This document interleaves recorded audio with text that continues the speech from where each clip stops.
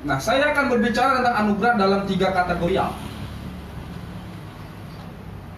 Pengertian anugerah yang pertama adalah berbicara tentang apa? Kemurahan hati Allah.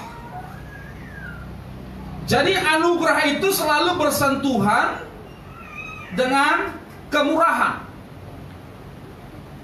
Boleh bantu saya lagu? Ini sahabat saya luar biasa ini. Kita nyanyi itu lagi. Ya. Saya sedang melatih diri saya untuk bernyanyi ya. Walaupun suara saya bagus sekali menurut saya ya. Kan harus pede dulu kita. Ya kan? Iyalah. Saya nggak perlu konfirmasi suara bapak bagus, nggak perlu bagi saya. Bagi saya yang perlu saya bisa bernyanyi, saya bisa menyenangkan Tuhan, itu sudah lebih dari cukup. Oleh karena kemurahan Tuhan. Karena kita bicara tentang definisi pertama adalah karena kemurahan. Bicara tentang anugerah, kasih karunia, itu bicara tentang apa? Pemberian. Anugerah, kemurahan.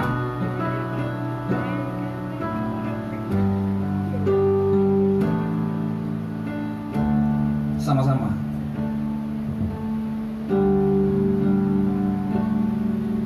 Oleh karena kemurahan Tuhan, ku ada sampai hari ini. Oleh apa saudara? Oleh karena kebaikan Tuhan, janji-Mu terjadi bagiku. Stop. Siapa dulu Anda sebelum dalam Tuhan? Ku sembah Kau Tuhan, ku mengangkat tanganku, selamanya Kau hebat bagiku. Mari sungguh-sungguh. Ku sembah Kau Tuhan, ku mengangkat tanganku, selamanya Kau hebat bagiku. Jadi kata anugerah itu bicara tentang kemurahan hati, di mana Allah merendahkan dirinya kepada manusia, yang Alkitab mencatat Allah tidak berkewajiban untuk merendahkan dirinya karena Dia adalah Allah yang mencipta. Tetapi Alkitab memberikan kita informasi Allah merendahkan dirinya oleh karena Dia mau. Katakan Dia mau.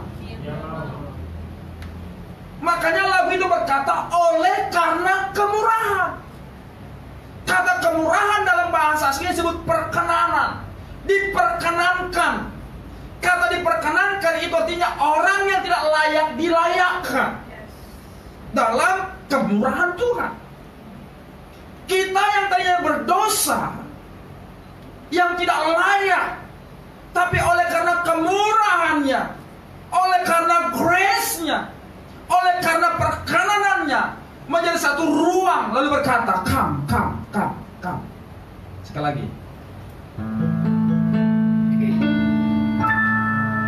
Oleh karena kemurahan Tuhan, ku ada sampai hari ini.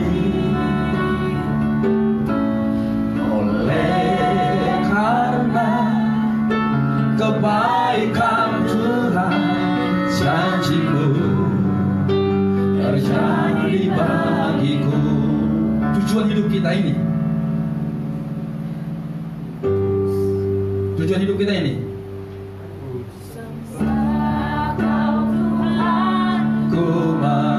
stop dulu. Saudara tahu, tujuan Allah panggil kita, Alkitab memberikan kita informasi, adalah untuk menyembah Dia. Katakan menyembah Dia. Katakan sebelahmu, tahu nggak tujuan hidupmu? Bilang, kau diciptakan Tuhan, diberi pengampunan oleh Tuhan. Tujuannya adalah supaya kau jadi penyembah. Katakan menjadi penyembah. menjadi penyembah, worshiper, menjadi penyembah, pengagum, pemuji. Tuhan gak butuh uang saudara. Tuhan gak butuh talenta saudara. Karena talenta itu datang dari Tuhan untuk mengupgrade saudara, memampukan saudara menjadi penyembah, menjadi pemusik. Semua itu kita pergunakan sebagai media bagaimana Tuhan dipermuliakan dalam hidup kita. Jadi kalau bicara tentang anugerah, itu bicara tentang kemurahan. Oleh karena kemurahan, oleh karena perkenanan, oleh karena kasih karunialah kita dilayakkan supaya kita menjadi pemuji penyembah. Sampai sini katakan, yang mengerti katakan amin. Waktu saya tinggal 10 menit. Haleluya.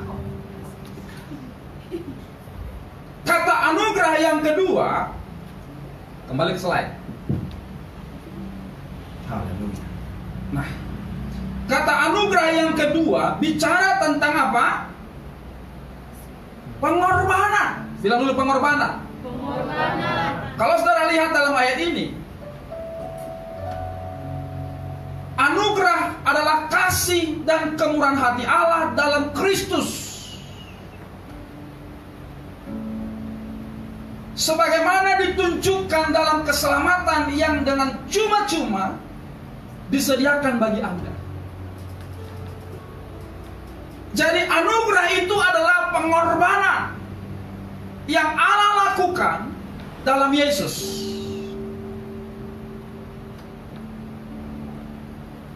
Karena tidak ada cara lain yang surga boleh tempuh kecuali Dia memberikan dirinya untuk dikorbankan. Makanya kita Filipi pasal 2 berkata,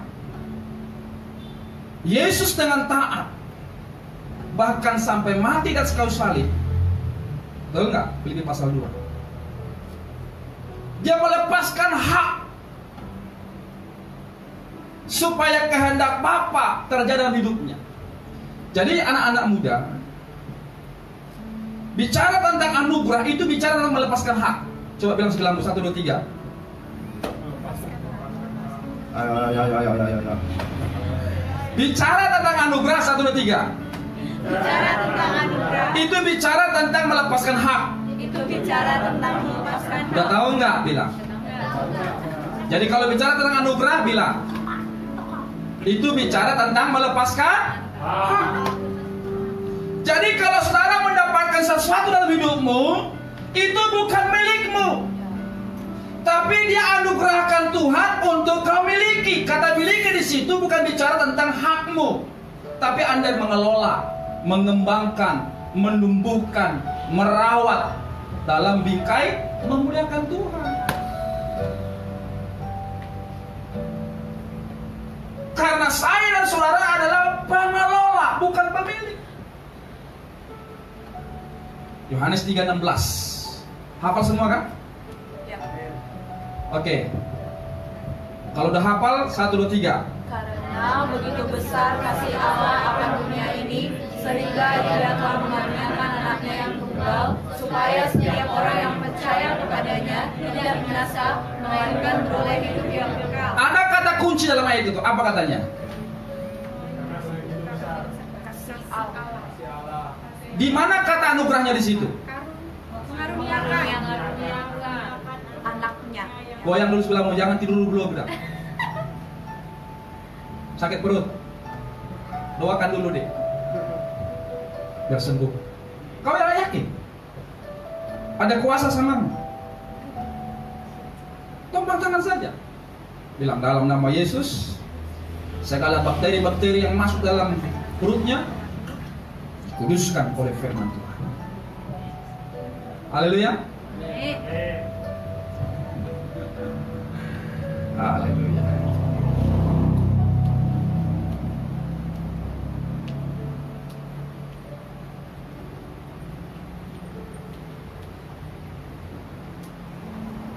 Efesus 2 ayat 9 apa bilang?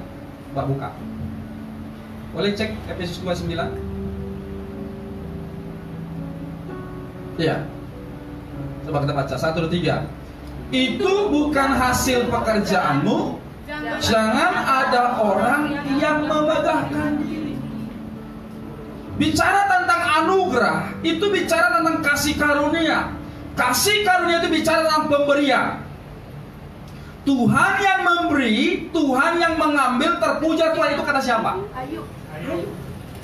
Saudara mampu nggak bilang begitu? Tuhan yang kasih handphone sama saya, kalaupun hilang, saya yakin Tuhan yang ambil.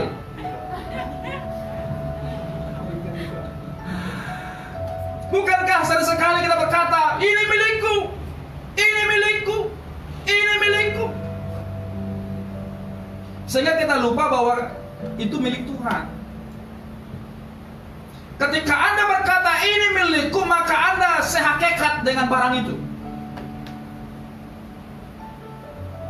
Makanya ada satu ayat berkata, dengan apakah Tuhan bisa kita gambarkan? Gak ada. Jadi bicara tentang anugerah, itu bicara tentang melepaskan hak. Kita tahu dalam Alkitab, Abraham berapa tahun bergumul untuk dapatkan anak? Ibu yang inang, apa inang? Kursi naga. Inang, pernah dengar tentang cerita Abraham kan? Mantap. Berapa tahun kira-kira Abraham menunggu Ishak?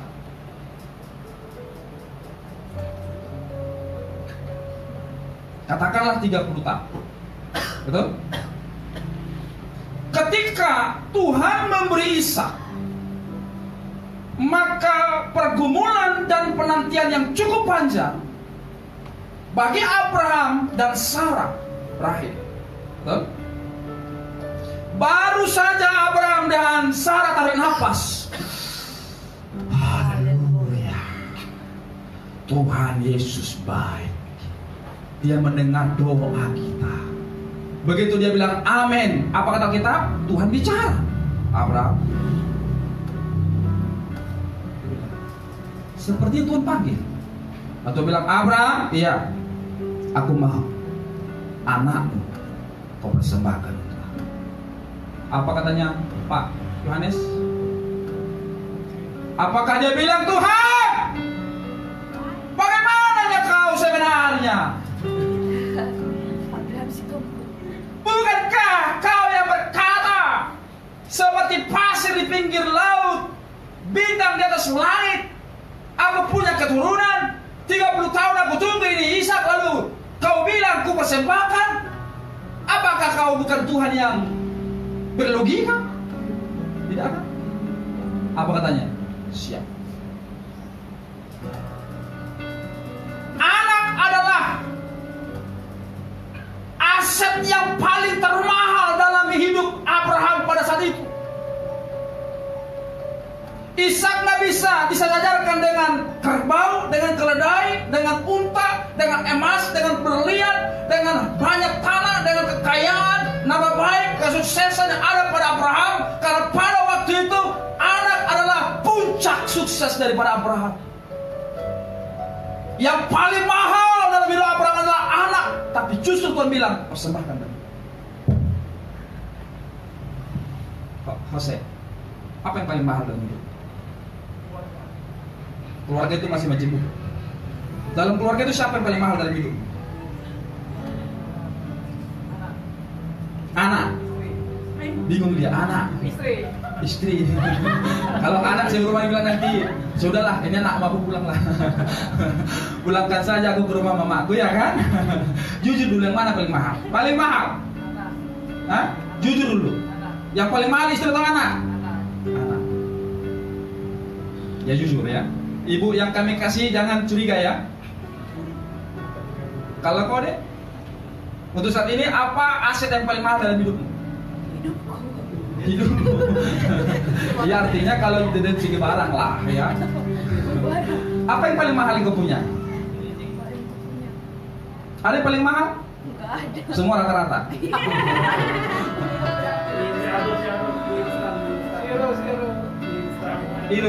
Irul? Mana Irul? Oh, salah terus. Dek, apa yang paling mahal dalam hidupmu?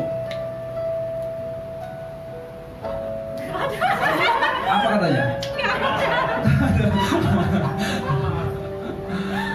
Haleluya.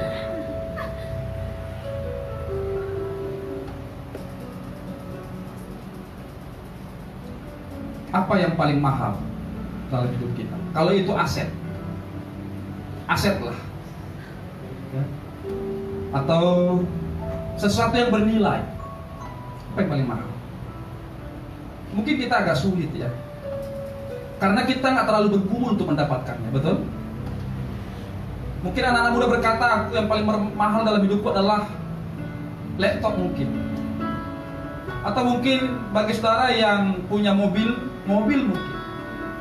Atau yang punya rumah mungkin. Aset paling mahal. Oke, kita semua punya pilihan, punya jawaban yang benar menurut kita. Bisa anak, bisa istri. Bagi yang punya suami, punya istri. Bisa orang tua, bisa rumah, bisa uang, bisa mobil, bisa fasilitas.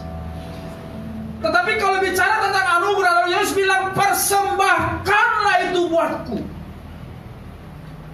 Gimana kita respon?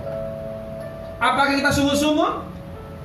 Apakah kita berkata, yes, siap, 86, laksanakan segera?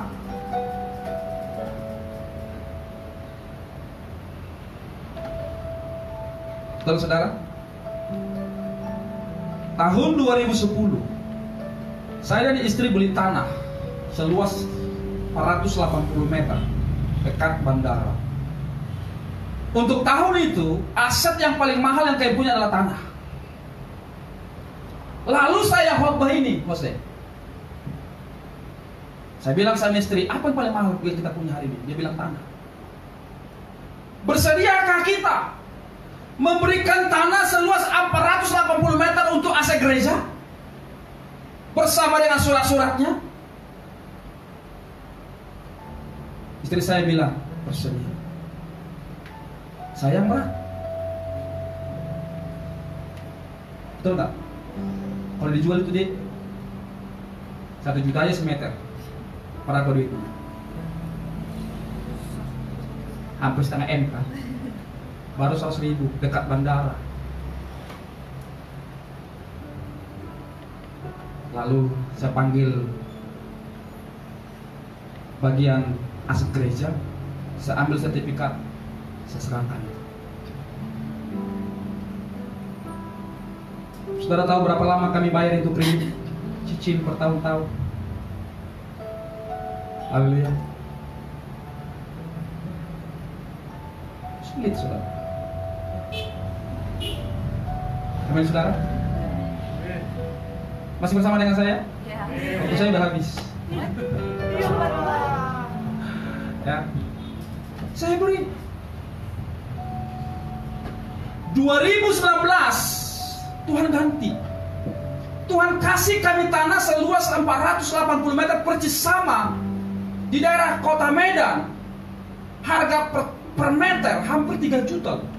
Diganti kok.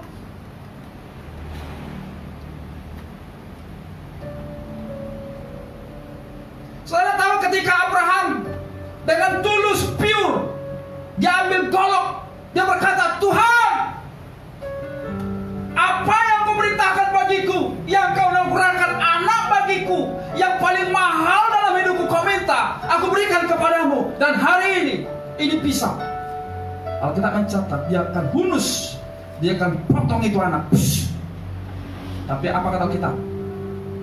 Tangan Tuhan dengan sigap menangkap. Waktu dia tangannya diayunkan, apa kata kita? Tangkap. Betul nggak? Tuhan tangkap itu tangan Abraham sehingga tidak terhunus pedang di tangannya, memenggal leher anak. Dan Tuhan bilang, aku sudah lihat kemurnian hati. Maka aku Allah meneguhkan perjanjianku kepadamu dan perjanjianku kekal. Katakan amin. Amin. Jadi saudara, bicara tentang anugerah, bagaimana Allah mengikat sebuah perjanjian covenant dengan saudara. Ketika Anda betul-betul berani berkata, ya, saya mau, ini Tuhan. Tuhan bilang, ya, aku tahu, I know.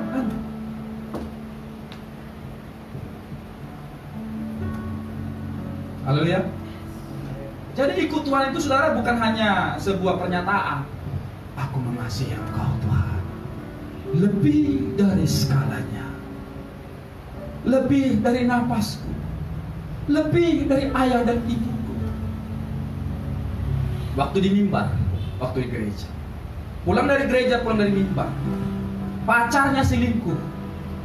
Ini masih pacar, belum milikmu. Lalu pacaran dengan teman satu gereja. Masih kuat melayani lo? Masih mau singer? Masih mau WL? Dia duduk di depan. Itu belum milik kita.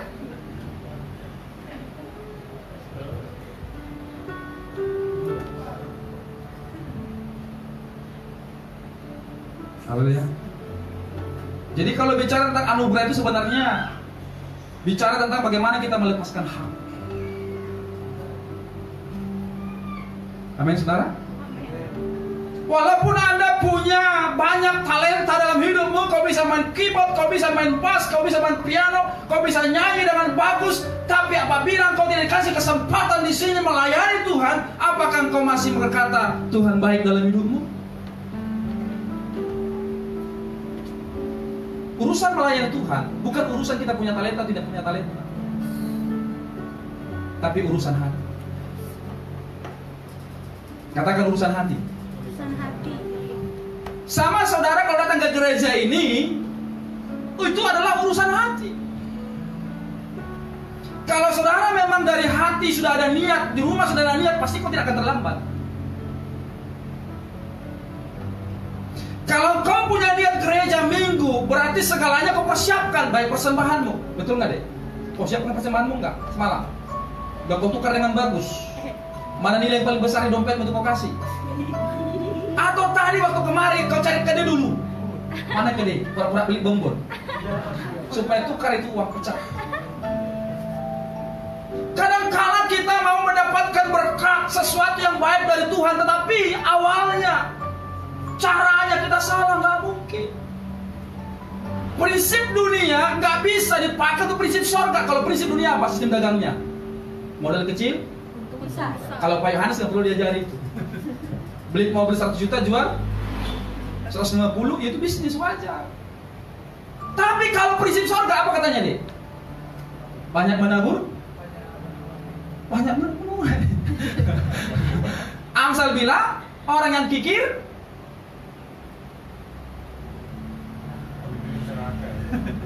orang yang menabur dengan air mata akan menuai.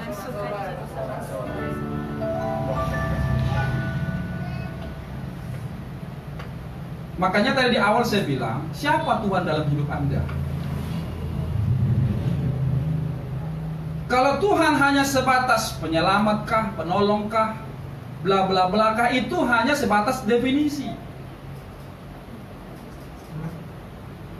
Sering sekali kita menjadi Kristen definisi. Bilang dulu sebelahmu, kau jangan-jangan Kristen definisi, bilang dulu. Bukan kau itu bilang, aku itu bilang. Soal apologet, jauh kita. Tapi sering sekali kita menjadi anak muda yang disebut Kristen definisi.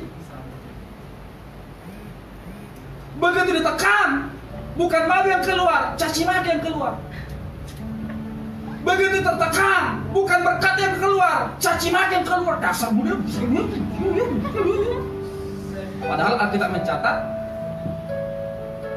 kalau orang benar ditekan, keluar kebaikan. Halo saudara, kalau kau ditekan apa yang keluar? Caci maki kita? Ditekan? Dasar goblok lo, bodoh lo, luak lo, jodoh lo, miskin lo, apa yang keluar? Makanya kita bisa cek berapa rapot kita, nilai berapa pertumbuhan iman kita saat ini. Jadi saudara bisa buat rapot pribadi. Ketulusan dari angka 0 sampai 100 di angka berapa? Kejujuran dari angka 0 sampai 100 berapa nilaimu? Berkorban dari 0 sampai 100 berapa? Di angka berapa? Sudah masuk nggak di angka 70 atau di angka 20? Buat rapot pribadimu, sehingga kita bisa mengukur tingkat atau matang kekristenan kita. Haleluya. Amin saudara. Tidak usah kau ukur orang lain menjadi ukuran bagimu. Sejauh mana atau setinggi apa kekristenanmu, kematanganmu, kerohanianmu. Ukur dirimu, buat rapot pribadimu. Buat judul besarnya adalah siapakah aku Tuhan di 2019. Supaya kita bisa membangun perencanaan hidup yang terencana di 2020. Landasannya rapot kita 2019.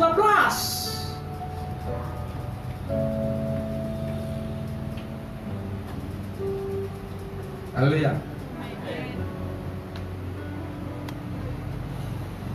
Oke. Saya kesimpulannya. Ini sudah tadi? Belum. Oke. Jadi bicara tentang anugerah itu bicara tentang kehidupan jiwa. Sebagaimana jiwa itu ada dalam tubuh. Makanya Alkitab mencatat begitu besar kasih Allah akan dunia ini. Allah tidak hanya ada di kata-kata. Allah tidak hebat dalam karya kata, tapi Allah hebat dalam karya nyata. Katakan amin. Amin. Saudara hebat di mana? Karya kata kah? Atau karya nyata? Halo. Saudara, waktu gereja ini diresmikan, saudara hadir nggak sebagai jemaat pendiri? Yang hadir cuma angkat tangan. Jemaat pendiri loh. Jemaat pendiri itu adalah jemaat yang setia dulu, lalu diresmikan jadi gereja, tetap ada dan berkata, kami berjanji. Turunkan tangan. 1, 2, 3, 4. Kami akan mendukung pendeta pembantu Hosea menjadi gembala, menggembalakan kami. Kami akan tahan, memberikan persepuluhan, persembahan, melayani. Ingat janji. Jangan tahun depan kita jumpa di gereja seberang. Lalu lewat Pak Hose, pura-pura tak kenal. Aduh, bilang dulu, nggak aku, dia bilang dulu.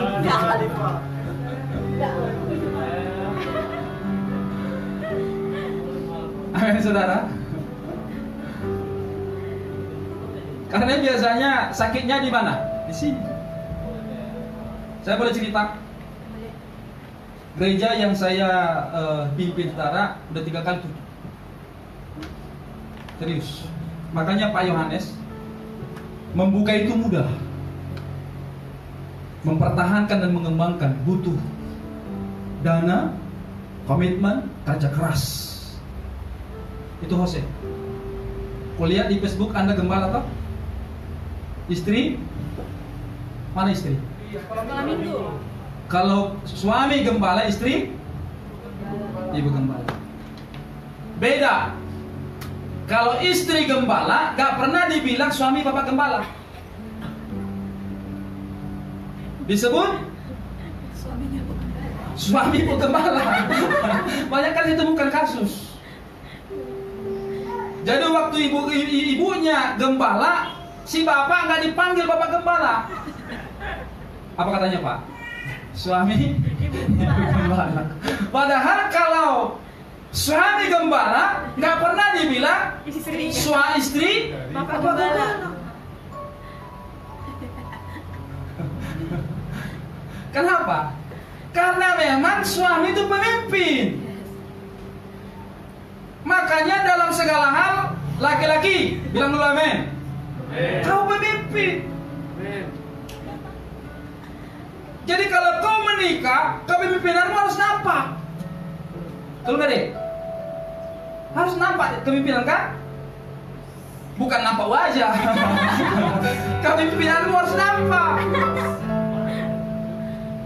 Kristus harus ditampilkan lewat hidupmu. Istri harus bilang, aku melihat Tuhan dalam hidupmu. Idaman banget. Betul nggak deh? Udah pernah ngomong gitu?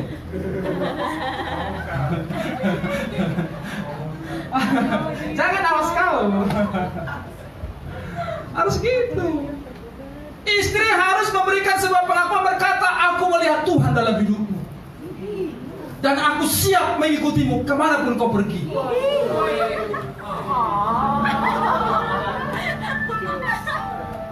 Pernah satu saat saudara dari kampung datang ke kota, jumpa dengan keluarga. Waktu itu mau pesta. Ini cerita. Kalau orang Batak kan suka pesta, betul? Lalu singkat cerita, ada namanya apa namanya itu Pak? Kewajiban. Kalau kami namanya toktok ripe. Ya kan? Jadi kalau biaya pesta 50 juta, berarti pihak keluarga inti harus minimal sekian juta. Kewajiban ya? TTA. Betul. Kita kali Bapak. Singkat cerita, pada waktu yang di rumah adalah si bapak. Si bapak bilang begini, saya nggak bisa tentukan. Yang menentukan di rumah ini adalah ibu. Kalau nanti ibu bilang sekian juta, lalu ibu bilang enggak, fatal juga. Ah, ini gimana ini? Gimana deh, jawab dulu deh. DKI ya Pak ya? Hah? DKI Pak. Hah? DKI Pak. Saya bilang bukan DKI. Menkyu. Hah? Menkyu dia. Itu model suami apa? Di bawah kepemimpinan istri kan gitu kan? Sebenarnya. Jadi sebenarnya dia membuat dirinya di bawah kepemimpinan istri. Karena apa? Karena dia nggak punya uang. Ada banyak laki-laki orang Batak nggak suka kerja keras, akhirnya istrinya yang diandalkan. Kalau laki-laki yang punya penghasilan nggak punya uang, maka kepemimpinan akan lemah. Hei laki-laki, coba lihat kemarin dulu. Jangan pernah bercita-cita punya istri orang kaya, lalu kau hidup dari kekayaan istri, nanti kepemimpinanmu hilang. Serius. Survei di lapangan, kenapa kepemimpinan laki-laki menjadi mandul? Karena nggak punya penghasilan. Yang punya penghasilan istri. Kemana kerjanya laki-laki di orang Batak? Di kedai tua. Mabuk. Kumpul-kumpul di kedai. Ngopi-ngopi. Malam nyanyi. Anak kokido amorang dia. Pulang ke rumah, kalau anaknya bolong di sini, bolong di sini. Waktu sekolah nggak tepat 3 bulan, datang anak ke kedai bilang, Pak pulang, dia kok pulang sana, pulang sana. Nyanyi apa? Anakku kekayaan bagi. Ngomong kosong. Kesimpulan. Oke, kesimpulan ya. Maaf ya, kalau jamnya molor. Sebenarnya saya tadi mau stop di angka 6. Cuman saya lihat, ya, saudara belum tega kan? Belum.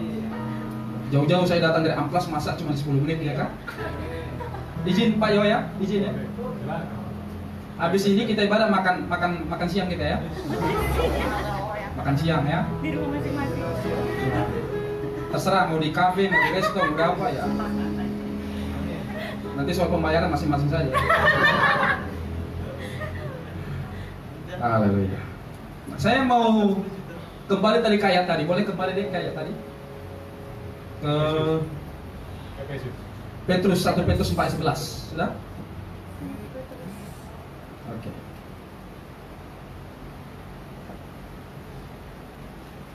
Jika ada orang yang berbicara, baiklah ia berbicara sebagai orang yang menyampaikan firman Allah. Jika ada orang yang melayani, baiklah ia melakukannya dengan kekuatan yang dianugerahkan Allah, supaya Allah dimuliakan dalam segala sesuatu karena Yesus Kristus. Ialah yang mempunyai kemuliaan dan kuasa sampai selama-lamanya. Dari ayat ini saya simpulkan 3 kategorial prinsip dalam melayani, khusus untuk para pengerja. Tolong perhatikan. Dari ayat ini saya simpulkan 3 prinsip yang harus kita tumbuh kembangkan, pelihara, kita rawat, kita bangun, tentang bagaimana kita menghargai hidup dalam anugerah, hidup dalam pemberian, hidup dalam kesempatan melayani pekerjaan Tuhan. Yang pertama, di ayat itu berkata, jika ada orang yang berbicara, baiklah ia berbicara sebagai orang yang menyampaikan firman Allah. Artinya apa? Seorang hamba Tuhan, seorang pekerja, seorang pelayan, dia harus berkata, aku bisa melayani, menyampaikan kabar baik tentang Yesus. Itu bukan dari dalam diriku, tapi Kristus yang berbicara dalam aku. Katakan amin. Jadi prinsip pertama yang kita harus bangun sebagai pelayan, sebagai orang menerima anugerah, supaya kita sejajar hidup dengan firman. Saudara harus berkata, aku bisa menyampaikan firman Allah bukan karena aku belajar, bukan karena aku mempersiapkan, tapi oleh karena Allah yang menaruh perkataannya dalam mulutku. Katakan amin. Harus itu. Jadi saudara, kalau saudara mulai menginjil kepada orang lain, saudara mulai bersaksi tentang Yesus dalam hidup saudara teman orang lain, jangan dirimu kau tonjolkan. Tapi Yesus, ini dia. Sorry. Mungkin ini peringatan ya. Tadi kau bilang 30 menit, sekarang 40 menit. Baik. Sampai mana tadi? Kristus yang ada. Ya, jadi ketika saudara berbicara sebagai wakil Tuhan, saudara harus berkata bahwa ini bukan berasal dari kataku, tapi kata Tuhan yang ada pada mulutku. Itu baru benar. Prinsip yang kedua, sesuai dengan firman Tuhan.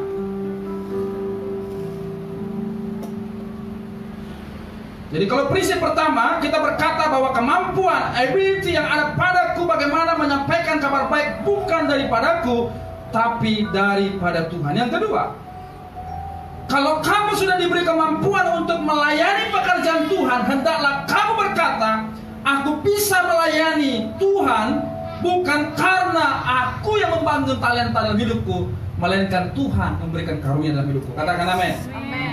Katakan amin.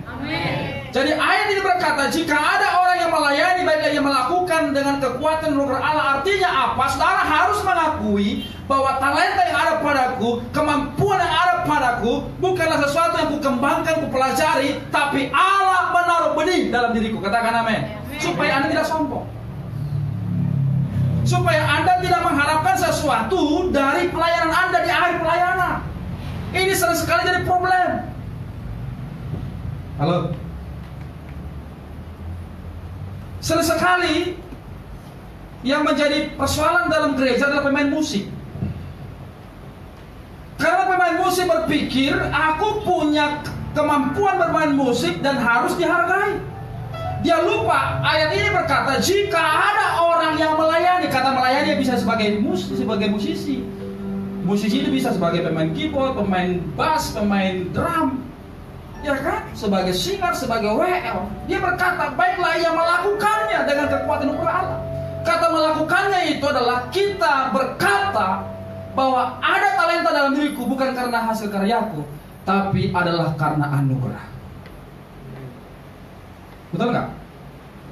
Oleh karena kemurahan Tuhan, ku ada sampai hari ini. Ayo bangkit berdiri. Oleh karena kebaikan Tuhan, janji-Mu terjadi bagiku. Aku percaya. Aku percaya berkat-Mu atasku melimpah, kebajikan kemurahan selalu melingkupiku. Ku puji, ku sembah Kau Tuhan. Jemaat Tuhan, prinsip yang ketiga yang harus kita lakukan adalah, apakah Allah dipermuliakan dalam pelayanan yang kulakukan hari ini? Itu yang harus kita kembangkan. Makanya ayat ini berkata, lakukanlah segala sesuatu bukan untuk orang lain, tapi untuk Tuhan. Pelayanan kita berdampak, pelayanan kita berharga. Saudara harus tanamkan sebuah prinsip yang benar dalam dirimu. Apakah pelayanan yang kulakukan ini memuliakan nama Tuhan, menjadi berkat, dan Tuhan diagungkan? Mari kita berdoa. Bapa di sorga, terima kasih buat kebaikan, kasih, cinta yang kami boleh temukan dari Tuhan. Waktu yang ada membuat kami harus berhenti berbicara, tapi Roh Kudus akan terus berkarya dalam kehidupan kami dengan hebat dan luar biasa, memberikan pengertian pemahaman seputar arti anugerah. Anugerah itu bicara tentang kemurahan. Anugerah itu bicara tentang pemberian. Anugerah itu berbicara tentang melepaskan hak. Anugerah terindah yang Allah berikan kepada kami adalah Yesus. Karya terbesar dalam hidup kami adalah Yesus mati di atas kayu salib mewakili kami. Dan kami tahu Engkau Allah tidak punya kewajiban untuk mati menebus kami, karena kami adalah hamba-hamba yang tidak berguna. Tapi oleh karena kemurahan dan kasih dan setiamu, Engkau telah memberikan dirimu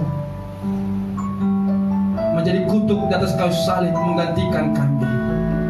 Terima kasih buat semua kebaikan, buat semua anugerah, buat semua cinta, buat semua kasih yang kami temukan dalam Tuhan.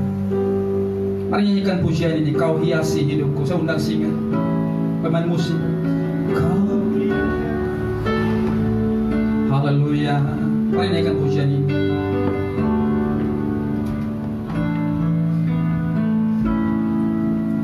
Kau hiasi kehidupanku dengan kemurahan-Mu. Kau rancangkan masa depanku penuh dengan harapan dari awal. Kau hiasi kehidupanku dengan kemurahan-Mu. Kau rancangkan masa depanku penuh dengan harapan. Aku